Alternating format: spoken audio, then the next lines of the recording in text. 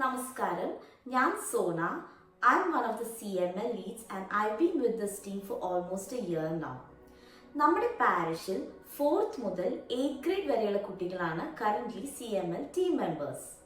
നമ്മുടെ main aim എന്നത് കിഡ്സിൽ ഒരു സ്ട്രോങ് മിഷൻ സ്പിരിറ്റ് ബിൽഡ് ചെയ്യുകയും അതുവഴി അവരെ കാത്തലിക് സഭയുടെ മിഷൻ പ്രവർത്തനങ്ങളിൽ ആക്റ്റീവ്ലി ഇൻവോൾവ് ചെയ്യുകയുമാണ്. The CML kids and parents hosted a fun-filled bake sale and games day on Mission Sunday, creating a joyful event for the whole community.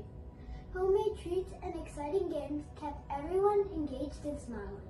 The event was a huge success, raising $2,000 to support mission projects.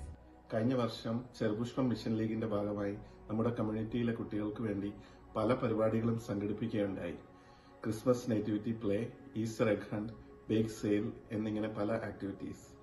എല്ലാ പരിപാടികളും കുട്ടികളെ ആത്മീയമായി വളർത്തുകയും അതിനോടൊപ്പം തന്നെ അവർക്ക് നമ്മുടെ കമ്മ്യൂണിറ്റിയിൽ നിന്ന് തന്നെ നല്ല സുഹൃത്ത് ബന്ധങ്ങൾ ഉണ്ടാക്കുവാനും സഹായിച്ചു. ചെറുപ്രായത്തിൽ ഇങ്ങനെ ഉണ്ടാകുന്ന കൊച്ചു അനുഭവങ്ങൾ എല്ലാ കുട്ടികൾക്കും എന്നെന്നും ഓർമ്മകളായി നിലനിൽക്കും.